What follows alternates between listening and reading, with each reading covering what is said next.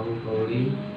Pertama-tama marilah kita panjatkan puji dan syukur kita kehadirat Allah Subhanahu wa taala. Salawat dan salam tak lupa kita curahkan kepada baginda besar Nabi besar Muhammad Sallallahu alaihi wasallam. Pertama-tama yang kami hormati di selaku kepala posko Bapak Fitrom, Bapak Deko, Ibu Bara, Ketua Bara Panglima dan seluruh pengurus Korkel jaringan Bara Panglima. Pertama-tama marilah kita buka agenda kita pada siang hari ini dengan membaca basmalah. Bismillah. Adapun agenda kita pada siang hari ini, yang pertama adalah pembukaan, kemudian yang kedua adalah sambutan dari Ketua Bara Panglima, agenda ketiga konsolidasi, dan agenda keempat tanya jawab, dan terakhir doa penutup. Mungkin untuk mempersingkat waktu, untuk sambutan yang pertama kami berikan kepada Ketua Bara Panglima, Ibu Lima Bungsun.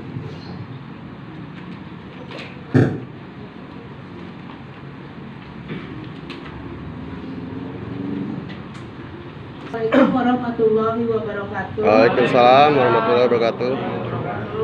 Alhamdulillahirabbil alamin wa nasta'in wa ala umuri dunya waddin.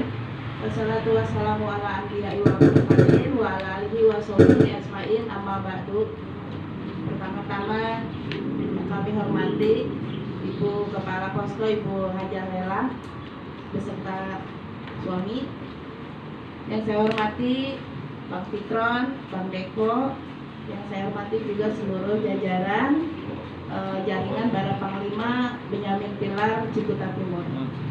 Puji syukur kehadirat Allah Subhanahu wa taala serta salawat dan salam kita hubungkan kepada Nabi besar Muhammad Shallallahu alaihi wasallam, yang mana pada siang hari ini kita masih diberikan nikmat sehat, nikmat Islam serta nikmat panjang umur sehingga kita masih dapat berkumpul di tempat yang mulia ini dalam acara konsolidasi jaringan Bara Panglima Benpilar.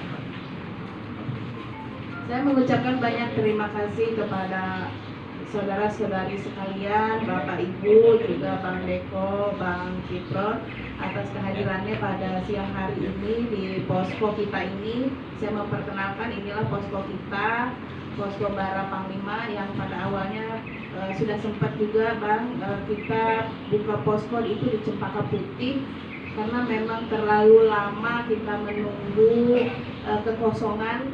Akhirnya daripada ada hal-hal lain yang dirugikan, akhirnya kita pindah ke sini. Kalau sini kan sambil ditempatin juga gitu maksudnya. Pada siang hari ini juga saya mengucapkan bersyukur kita kedatangan Bang Fitron dan Bang Deko di sini yang mungkin nanti akan menjelaskan, akan membimbing kita bagaimana keberadaan kita di jaringan Bara Panglima ini.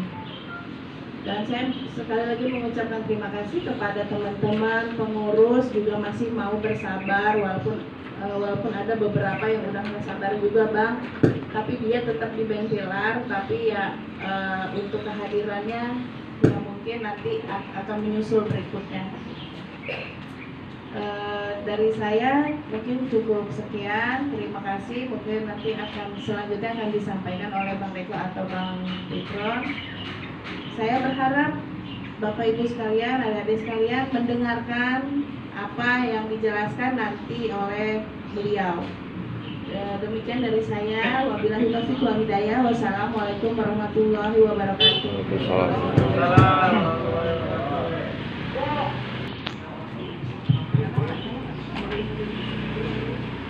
Assalamualaikum warahmatullahi wabarakatuh. Waalaikumsalam warahmatullahi wabarakatuh. Alhamdulillah. La haula wala quwwata illa billah. La ilaha illallah wahdahu la syarikalah wa asyhadu anna Muhammadan abduhu wa rasuluh la nabiyya ba'da. Amma ba'd. Yang saya hormati Ibu Hajar Lela beserta suami dan keluarga, terima kasih sudah memberikan fasilitas rumahnya untuk dijadikan sebagai posko dan tempat kegiatan. Delima Bungsu, Tua Bara, Panglima, Pak Deko, teman-teman jaringan Bara Panglima yang alhamdulillah saya bersyukur setelah sekian lama akhirnya saya bisa berjumpa di tempat ini. Semoga Allah memberikan keberkahan bagi kita semua. Amin.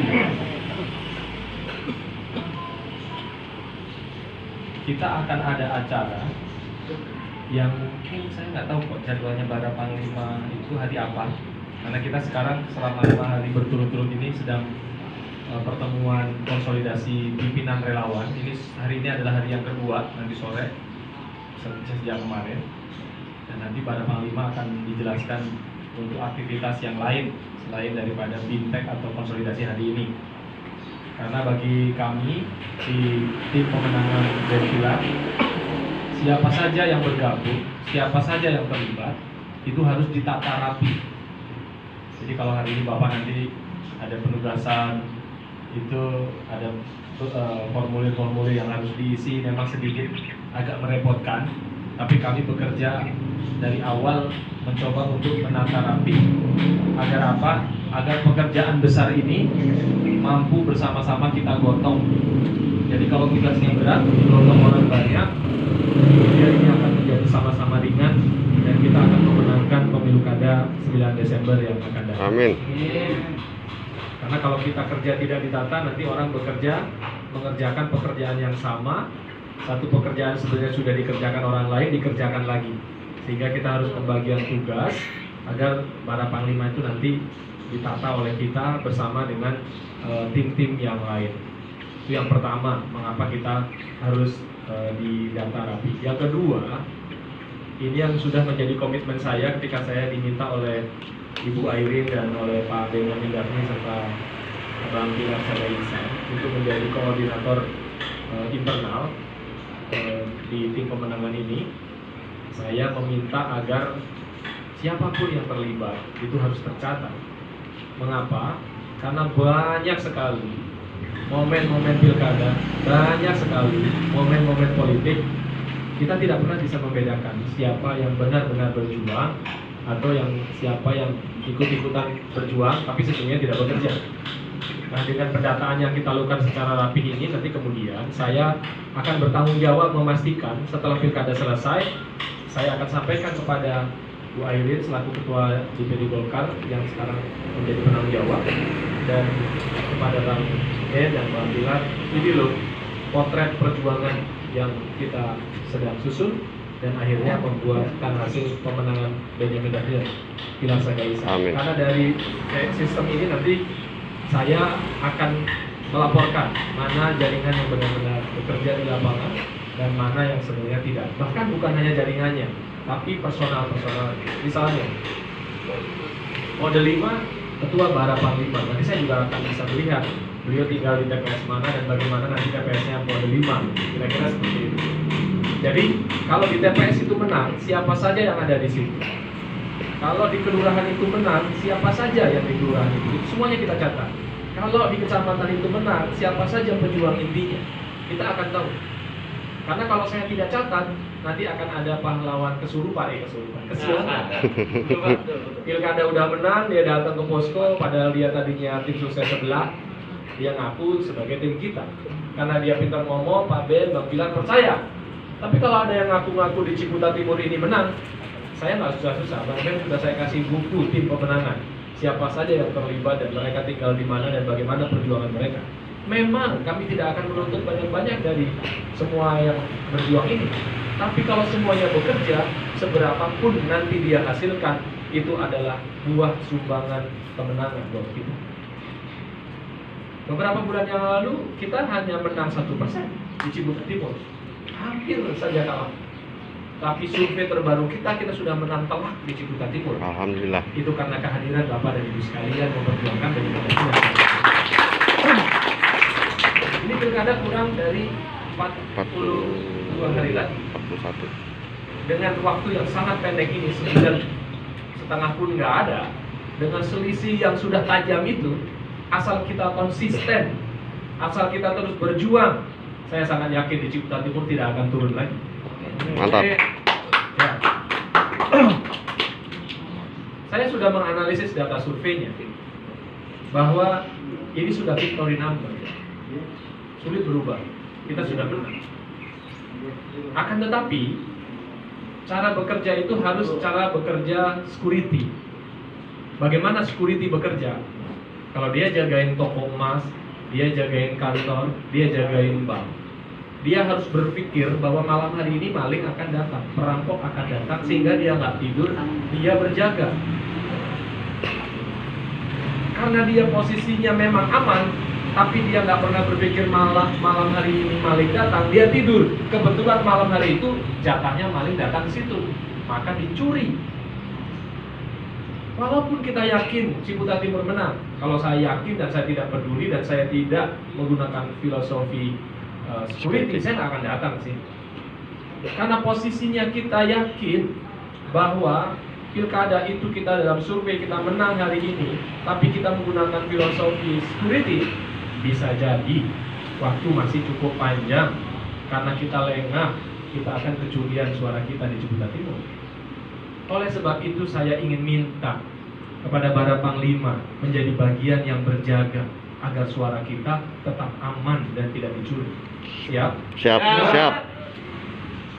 Kalau yang jaga banyak, kalau semuanya berjaga, dan bukan hanya berjaga tapi juga kita bekerja menambah suara, alangkah indahnya ketika kemenangan kita di sini bisa telak, karena ini adalah zona merah sebelumnya. Betul? Ya, saya keluar dari tol tadi jalan ke sini, wow, merah semua. Tapi saya selalu sampaikan kepada tim sukses saya, selain kita menggunakan filosofi security karena posisi kita di dalam survei sekarang sudah menang, saya keliling ke Tangerang Selatan dan saya berjumpa dengan semua tim pemenangan. Saya sampaikan kepada mereka, bekerjalah seperti filosofi ini. Air putih, saya kasih gincu warna merah, berubah jadi warna Merah. Diminum nggak manis, karena cuma gincu. Air putih, saya kasih gincu warna biru, berubah jadi warna, saya minum nggak manis, karena hanya gincu. Air putih, saya kasih gincu warna kuning, berubah jadi warna, saya minum nggak manis, karena cuma gincu. Saya nggak mau punya tim sukses yang cuma heboh-heboh doang. Panas hatinya ketika ada gambar merah, kita pasang gambar kita. Panas doang, tapi panas boleh. Tapi jangan mendahulukan panasnya doang. Tapi saya ingin punya tim pemenangan yang tercatat rapi, yang terbagi rapi, yang tahu di mana dia bekerja, yang nggak dia sombong bahwa dia bisa mengerjakan semuanya, padahal kemampuannya terbatas. Dia seperti gula putih, masuk ke dalam air putih ini tidak berubah kuning. Dia seperti gula putih, tidak masuk ke dalam air putih ini tidak menjadi merah, tetap putih. Dia jadi gula putih, masuk ke air putih ini tidak jadi biru, karena dia tetap putih. Orang nggak tahu kalau ada di dalamnya gula putih, tapi setelah diminum rasanya manis.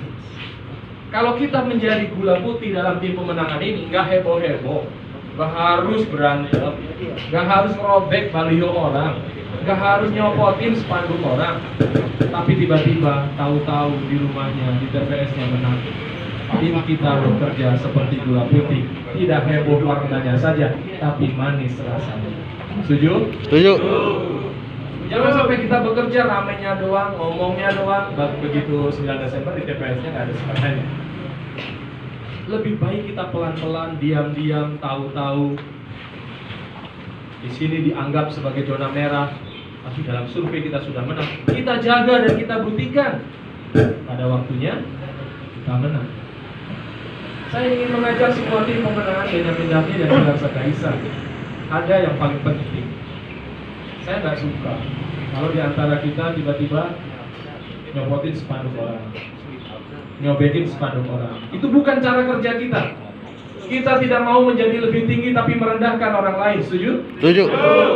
Kita tidak ingin menjadi besar tapi mengecilkan orang lain. Setuju? Setuju. Kita tidak mau terhormat tapi menghinakan orang lain. Itu bukan Benyamin Dhafni. Kita ingin menjadi besar karena kita berjuang untuk mendapatkan suara yang besar. Kita ingin menjadi tinggi karena memang kita berjuang di lapangan untuk menjadi suara tinggi. Kita menjadi terhormat karena kita berjuang dengan cara-cara yang bermartabat. Itu yang kita inginkan. Karena jangan sampai menang, habis itu ada luka yang tersisa. Pilkada sudah selesai, kita masih belum kenal sama tetangga. Ini bahaya. Jadi kita ingin agar perjuangan kita benar-benar kerja yang nyata. Seberapapun yang kita mampu, seberapapun suara yang bisa kita peroleh, kata ini gotong royong. Karena ini kerjasama. Tidak ada Superman. Benyamin Pilar, dia keliling Tangerang Selatan. Kalau dia berdua, saya nggak yakin mereka berdua bisa menang. Tapi karena ada para panglima di dalamnya, di mana Benyamin Daphni tidak bisa masuk, di mana Pilar Sagaisan nggak bisa masuk, barang Panglima bisa tembus. Tepuk tangan buat kita semua. Itulah arti dari kerjasama. Itu adalah dari kerja perjuangan bersama. Saya tidak terlalu yakin Benyamin Daphni Pilar Sagaisan mampu mengerjakan semuanya sendiri. Tapi karena ada para panglima Ciputat Timur yang tidak bisa tembus, besok suaranya akan bertambah. Amin. Insya Allah kita menang. Amin. Ini yang kita harapkan. Mengapa kita harus mencatat? Kita harus mengisi. Apa maksudnya? Nggak perlu saya jelaskan di sini. Tapi itu tugas kami. Itu bisa mendorong dari pemetaan yang Bapak Ibu sekalian bantu. Itu kemudian akan menjadi bagian daripada strategi yang akan kita lakukan. Terakhir, Bapak dan Ibu sekalian yang terhormat, pilkada tinggal beberapa hari lagi. Ini bisa jadi waktu yang lama, tapi ini juga bisa menjadi waktu yang singkat. Tinggal bagaimana kita bisa memanfaatkan ini secara baik. Sekarang sedang banyak isu. Saya bilang survei kita menang cukup di sini saja. Nanti kalau di luar mereka tidur semua tuh, udah menang inilah, bisa kerja, gitu kan? Saya hanya ingin memberikan semangat. Jangan dipercaya survei itu bohong. Tidak ada survei yang salah. Kenapa tidak ada survei yang salah? Saya mau tanya kepada Bapak dan Ibu sekalian. Pada waktu kita ke laboratorium, kita pengen tahu darah kita golongan darahnya A, B, atau C. Nggak ada darah. AB. Atau AB. Apakah darah kita semua diambil lalu diperiksa? Tidak, cukup sedikit darah. Bahkan sedikit sekali dari tetesan darah itu bisa ketahuan golongan darah kita apa. Itu namanya sampel.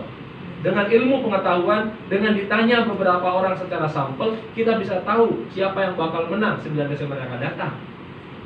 Itu namanya survei. Ketika kita ke laboratorium, diambil darah kita sedikit saja, kita tahu punya penyakit apa.